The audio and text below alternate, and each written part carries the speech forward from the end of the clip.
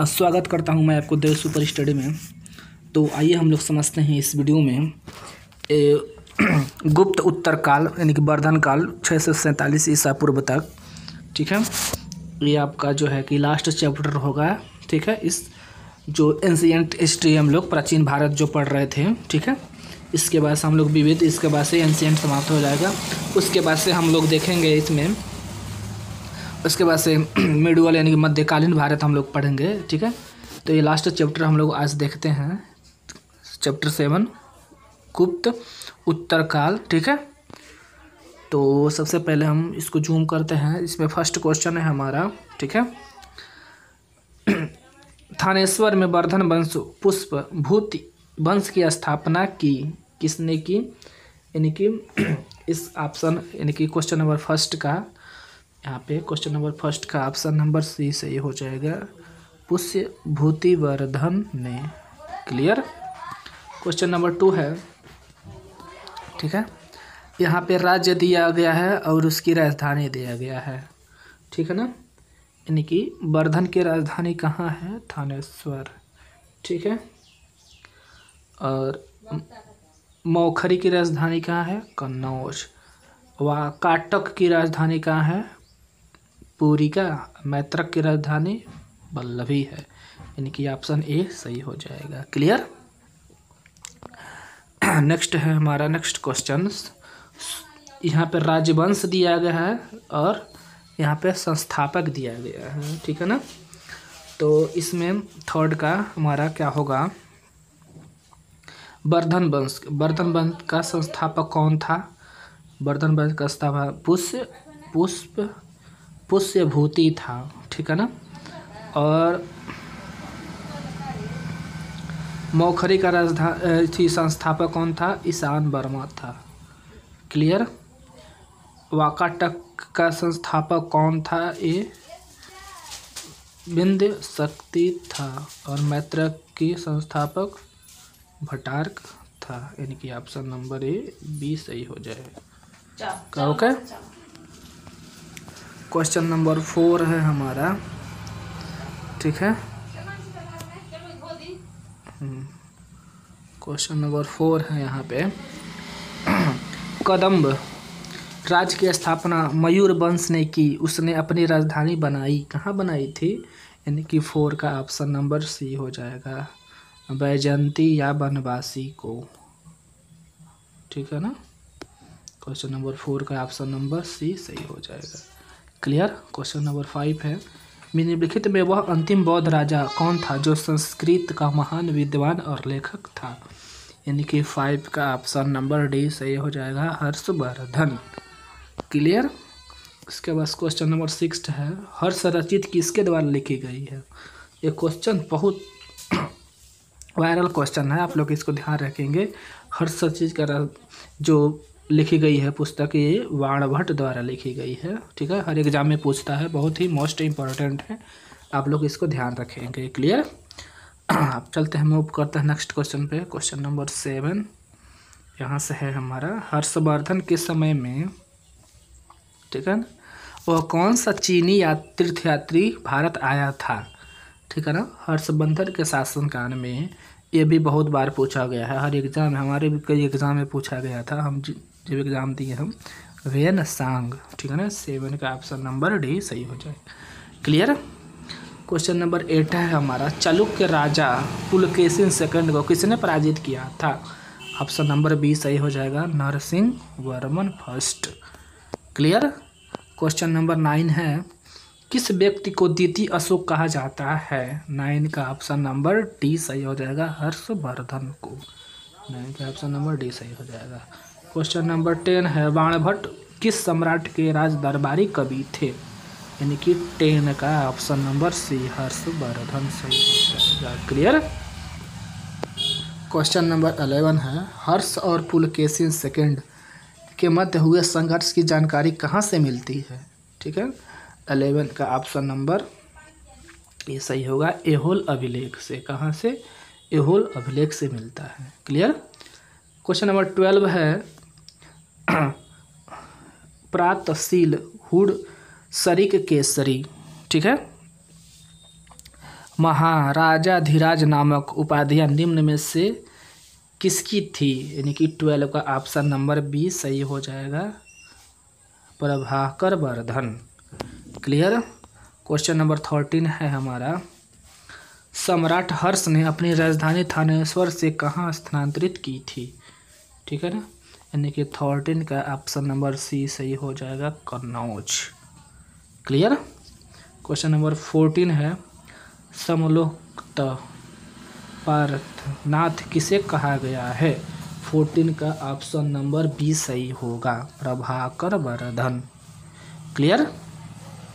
Question number next है हमारा 15, Xuanzang ने किसे शीलदित्य कहा है? 15 का ऑप्शन नंबर डी सही होगा, हर्षवर्धन को। क्लियर। क्वेश्चन नंबर 16 है सॉरी, गुप्त वंश के ह्रास के पश्चात उत्तर भारत में बड़े भाग का पुनर्गठन किसने किया? यानी 16 का ऑप्शन नंबर सी सही हो जाएगा, हर्षवर्धन। क्लियर। क्वेश्चन नंबर 17 है, बंगाल का कौन सा शासक वर्ष का समकालीन था? 17 का ऑप्शन नंबर ए सही हो जाएगा, शशांक। क्लियर। अब मूव करते हैं क्वेश्चन नंबर नेक्स्ट यानी कि 18 पे। 18 है हमारे यहाँ पे, चालुक्य शासक पुलकेशी सेकंड ने किस नदी के किनारे हर्षवर्धन को परास्त किया था? ठीक है ना, 18 का ऑप्शन नंबर सी सही हो जाएगा, नदी, नर्मदा नदी के। ठीक है। क्वेश्चन नंबर 19 है, हर्ष के शासनकाल में उत्तर भारत का सबसे महत्वपूर्ण शहर कौन सा था? ठीक है, 19 का ऑप्शन नंबर सी सही हो जाएगा, कन्नौज। क्लियर। क्वेश्चन नंबर 20 है, हर्ष की जीवनी किसने लिखी? हर्ष की जीवनी जो है 20, ऑप्शन नंबर बी सही हो जाएगा, बाणभट्ट। क्लियर। क्वेश्चन नंबर 21 है, हर्षवर्धन अपनी धार्मिक सभा कहाँ किया करता था? यानी कि 21 का ऑप्शन नंबर बी सही हो जाएगा, प्रयाग में। क्लियर। कुछ चलते हैं, क्वेश्चन नंबर 22 है, वर्धन वंश की राजधानी थानेश्वर किस प्रदेश में स्थित है? 22 का ऑप्शन नंबर बी सही हो जाएगा, हरियाणा। क्लियर। क्वेश्चन नंबर 23 है, हर्षवर्धन की बहन राजश्री का विवाह किसके साथ हुआ था? यानी कि 23 का ऑप्शन नंबर बी, मौखरी नरेश ग्रह वर्मा से। ठीक है।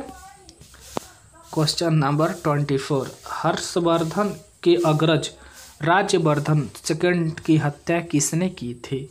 यानी कि 24 का ऑप्शन नंबर बी, गौड़ नरेश संस्थापक ने। क्लियर। 25 है, हर्षवर्धन में 606 ईसा में हर्ष संवत की स्थापना किस उपलक्ष्य में की थी? यानी कि 25 का ऑप्शन नंबर ए सही हो जाएगा, अपने राज्यारोहण के उपलक्ष्य में। ऑप्शन नंबर ए सही हो जाएगा। क्लियर। क्वेश्चन नंबर 26 है, कौन वर्धन वंश की राजधानी थानेश्वर से कन्नौज ले गया? यानी कि 26 का option number A, Harshvardhan, option A सही हो जाएगा। क्लियर। क्वेश्चन नंबर 27 है, कन्नौज किस प्रदेश में स्थित है? कन्नौज किस प्रदेश में स्थित है? उत्तर प्रदेश में स्थित है, आपको सबको मालूम है। क्लियर। क्वेश्चन नंबर 28 है, वेनसांग की भारत में यात्रा के समय सूती कपड़ों के पश्चात उत्पादन के लिए सबसे प्रसिद्ध नगर था? यानी कि 28 का ऑप्शन नंबर बी सही हो जाएगा, मथुरा। क्लियर। क्वेश्चन नंबर 29 है, कवि बाणभट्ट जो है निवासी था, कहाँ का निवासी था जो बाणभट्ट था? 29 का ऑप्शन नंबर बी, थानेश्वर का निवासी था। 29 का ऑप्शन नंबर बी सही हो गया। क्लियर। 30 है, नागानंद का रचनाकार कौन था? यानी कि 30 का option number B, Harshavardhana. Clear. 31 है, सम्राट हर्षवर्धन ने 2 महान धार्मिक सम्मेलनों का आयोजन किया था। यानी कि 31 का option number A, Kannauj, Prayag में। 32 है, नागानंद रत्नावली एवं प्रियदर्शिका नाटकों के नाटककार थे। यानी कि 32 का ऑप्शन नंबर डी सही हो जाएगा। ठीक है ना, हर्षवर्धन। क्लियर। क्वेश्चन नंबर 33 है, गुर्जरों को किस शासक ने पराजित किया? यानी कि 33 का ऑप्शन नंबर सी सही हो जाएगा, हर्षवर्धन। क्लियर। क्वेश्चन नंबर 34 है, आज भी भारत में ह्यूमन सांग को याद करने का मुख्य कारण क्या है?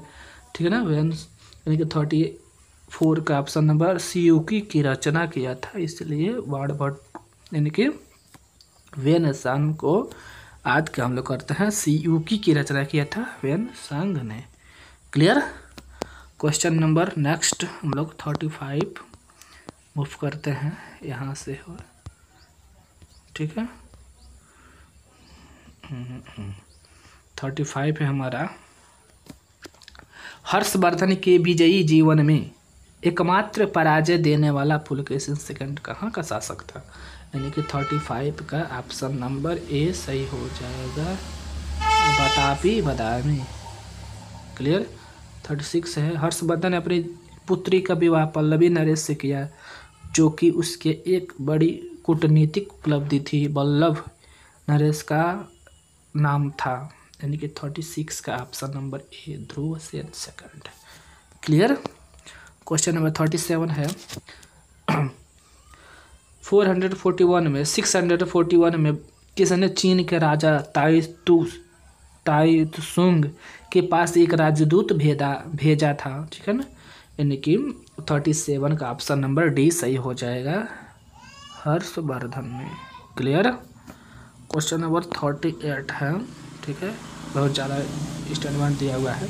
हर्षवर्धन के भारतीय मिशन के जवाब में चीनी सम्राट ताइसुंग ने 3 चीनी मिशन हर्षवर्धन के दरबार में भेजे, जिसमें एक मिशन हर्षवर्धन के मरणोपरांत पहुंचा। अंतिम मिशन में शामिल उस चीनी राजदूत का नाम क्या है, जिसने हर्ष की मृत्यु के तुरंत बाद जो घटनाक्रम घटित हुआ उसके विस्तार में वर्णन किया गया है?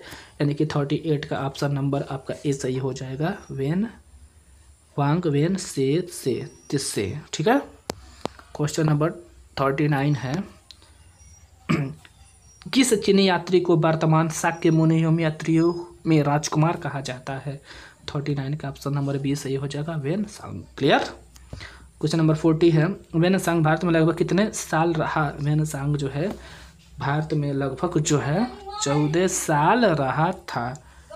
क्लियर। क्वेश्चन नंबर 41 है, वेन सांग के समानार्थ एवं महायान धर्म के प्रचारक हर्षवर्धन ने कहाँ महासभा का आयोजन 643 में करवाया था? देखिए 41 का आपका ए ऑप्शन सही हो जाएगा, कन्नौज। क्लियर। 42 है, कुंभ मेला को प्रारंभ करने का श्रेय किसे दिया जाता है? ठीक है ना, 42 का ऑप्शन नंबर सी सही हो जाएगा, हर्षवर्धन। क्लियर। क्वेश्चन नंबर 43 है, नर्मदा नदी पर सम्राट हर्ष के दक्षिणावर्ती अग्रगमन को रोका? यानी कि 43 का option number B Pulakeshin second ने। क्लियर। क्वेश्चन नंबर 44 है हमारा, निम्नलिखित में किसने नालंदा विश्वविद्यालय को 100 ग्रामों की आय दान स्वरूप दिए? यानी कि 14 का ऑप्शन नंबर डी सही हो जाएगा, हर्षवर्धन ने। क्लियर। क्वेश्चन नंबर 45 है हमारा, सूची 1 को सूची 2 से मिलान करना है हमारा। क्लियर। तो इसमें हम लोग देखते हैं, रचना है और रचनाकार है, बहुत इंपॉर्टेंट है, आप लोग इसको ध्यान से देखेंगे। यानी कि हर्षचरित कादम्बरी की रचना कौन किया था? यहाँ पे बाणभट्ट ने किया था। ठीक है ना। इसके बाद से है हमारा नीति शतक, श्रृंगार शतक, भक्ति शतक की रचना किसने किया था? यानी कि बी का आपका भृतहरि ने किया था, बी का 2 में चला जाएगा। क्लियर। क्वेश्चन नंबर सी, सूर्य शतक का रचनाकार कौन था? मयूर था। क्लियर। और जो है 1 मिनट,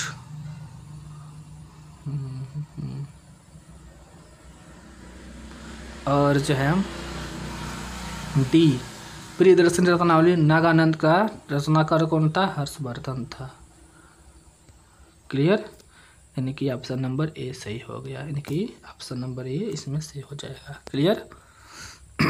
मूव करते हैं नेक्स्ट क्वेश्चन पे, निम्नलिखित में से हर्षवर्धन के दरबार में संबंध नहीं था, दरबार से संबंध नहीं था किसका? 46 का option number B Kalidas Harshavardhan के दरबार से संबंधित नहीं थे। ठीक है। नेक्स्ट क्वेश्चन है 47, ठीक है। हर्षवर्धन ने किससे नवीन शासन प्रणाली को जन्म नहीं दिया, ठीक है। कारण है हर्षवर्धन ने गुप्त शासक प्रणाली को कुछ संशोधनों के साथ अपनाया, ठीक है। इसमें क्या सही हो रहा है 47 का ऑप्शन नंबर ए और आर दोनों सही है, परंतु आर ए की सही व्याख्या नहीं करता है, ठीक है। क्वेश्चन नंबर 48 है कौन सही सुमेलित है, ठीक है। कौन कौन सही सुमेलित है, 48 का ऑप्शन नंबर अवंती हर्षवर्धन का प्रधानमंत्री था, सिंहनाद महासेनापति था, कुंतल सेनापति था। ऑप्शन नंबर डी सही हो जाएगा 48 का। क्लियर। क्वेश्चन नंबर 49 है किसका कथन है भारत के लोग गर्म मिजाज के हैं, उन्हें जल्दी गुस्सा आता है परंतु ईमानदार होते हैं, भारतीय स्वच्छता प्रेमी है। यानी कि 49 का option number C Hiuen Tsang. Clear. 50 है अग्रहार का अर्थ था, 50 का ऑप्शन नंबर ए सही हो जाएगा, ब्राह्मणों को दिया जाने वाला कर मुक्त अनुदान, ठीक है। 51 है घंटी यंत्र तुला यंत्र का प्रयोग होता था, ऑप्शन बी खेत जुताई के लिए, खेत की सिंचाई के लिए घंटी यंत्र तुला यंत्र का प्रयोग किया जाता था। क्वेश्चन नंबर नेक्स्ट है हमारा 52, ठीक है। दक्षिण भारत के संदर्भ में एरीपत्ती का अर्थ था, यानी कि 52 का ऑप्शन नंबर ए सही हो जाएगा, जलाशय की भूमि। क्लियर। क्वेश्चन नंबर 53 हर्ष के काल में भू राजस्व की सीमा थी, यानी कि 53 का ऑप्शन नंबर बी सही हो जाएगा, 1/6 से 1/10 तक। क्लियर। क्वेश्चन नंबर 54 है मौखरी शासक की राजधानी थी, ठीक है ना, यानी कि ये ऑप्शन नंबर 54 का ऑप्शन नंबर क्या सही हो जाएगा, बी सही हो जाएगा, कन्नौज, ठीक है। 55 है सियूकी नामक यात्रा विवरण निम्नलिखित में से किससे जुड़ा है, यानी कि 55 का ऑप्शन नंबर डी सही हो जाएगा, यूपीपीसीएस एमपीपीसीएस में पूछा हुआ 2016 में वेन सांग। क्लियर। तो आई होप आप लोगों को ये सीरीज जो है पसंद आया होगा, ठीक है। लास्ट चैप्टर था, इसके बाद हम लोग नेक्स्ट वीडियो में इसका विविध हम लोग पढ़ेंगे, प्राचीन जो भारत है हमारा इसका विविध हम लोग पढ़ेंगे, ठीक है। आप लोग देख सकते हैं यहाँ पे विविध हम लोग नेक्स्ट वीडियो में हम लोग इसको समाप्त कर लेंगे, उसके बाद से हम लोग आधुनिक भारत पढ़ेंगे, यानी कि पूरा हम लुसेंट जो 1 लाइनर क्वेश्चन है इसको वीडियो में यानी कि यूट्यूब चैनल पे अपने कराने वाले हैं, जो आप लोग पूरा लुसेंट जो है पढ़ सकते हैं, ठीक है। तो आपको वीडियो कैसा लगा और क्या सुधार किया जा सकता है आप लोग जरूर सजेशन दीजिए, कमेंट कीजिए, ठीक है। धन्यवाद।